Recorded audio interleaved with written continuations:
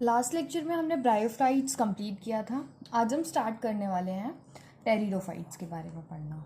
तो देखो, मैंने आपको बताया था कि एनसीईआरटी में जिस सीक्वेंस में दिया गया है उसी सीक्वेंस में इवोल्यूशनरी डेवलपमेंट हुआ है।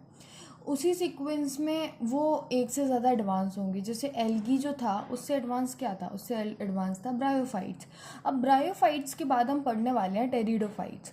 तो टेरिडोफाइट्स ऑब्वियसली ब्रायोफाइट्स से ज़्यादा एडवांस होंगे, ठीक है। उसके बाद pteridophytes include horse tail and ferns. जैसे कि हमने उसमें क्या पढ़ा था, ब्रायोफाइट्स में लिवरवर्ट और मॉसेस के बारे में पढ़ा था। टेरिडोफाइट में हम क्या पढ़ेंगे, हॉर्स टेल और फॉन्स के बारे में पढ़ेंगे। Pteridophyte are use for the medicinal purpose and as a soil binders. तो देखो, टेरिडोफाइट्स के यूजेस बताए गए हैं। सबसे पहला यूज़ इसका बताया गया है कि मेडिसिनल पर्पसेस में यूज़ करते हैं हम इसको। दवाइयाँ बनाने के लिए हम टेरिडोफाइट का यूज़ करते हैं। और एज अ सॉइल बाइंडर्स, मतलब जहाँ भी ये प्रेजेंट होंगे ना, वहाँ की सॉइल को बहुत टाइटली बाइंड करके रखते हैं। टाइटली बाइंड करके रहते हैं, उससे क्या होता है, उससे ये होता है कि सॉइल इरोजन नहीं होता है, वहाँ की सॉइल कहीं बहती नहीं है, ठीक है। टेरिडोफाइट्स देखने के लिए आपको बहुत दूर जाने की ज़रूरत नहीं है, आपके घर में मिल सकते हैं, आपके घर के बाहर मिल सकते हैं। हम एज अ ऑर्नामेंट्स इनको यूज़ करते हैं, ठीक है। Ornaments in the sense as a गहने पहनने के लिए यूज़ करते हैं, ठीक है।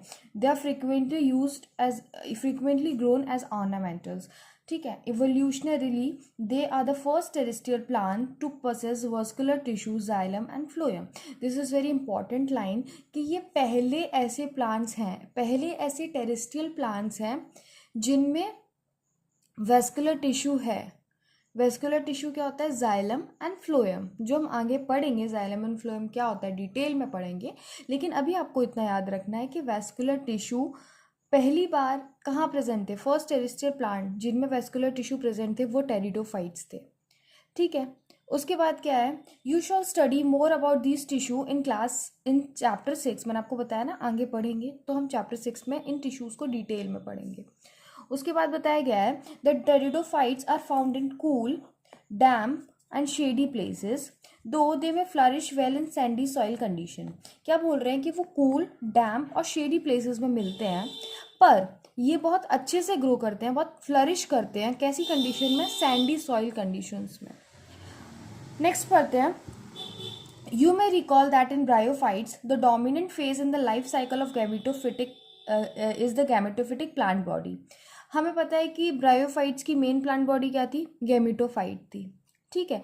एक्चुअली मेन प्लांट बॉडी क्या होती है, मेन प्लांट बॉडी वो होती है जो लाइफ साइकिल में सबसे ज़्यादा दिखती है। लाइफ साइकिल क्या होती है, बर्थ से लेकर डेथ तक, उसको हम लाइफ साइकिल कहते हैं।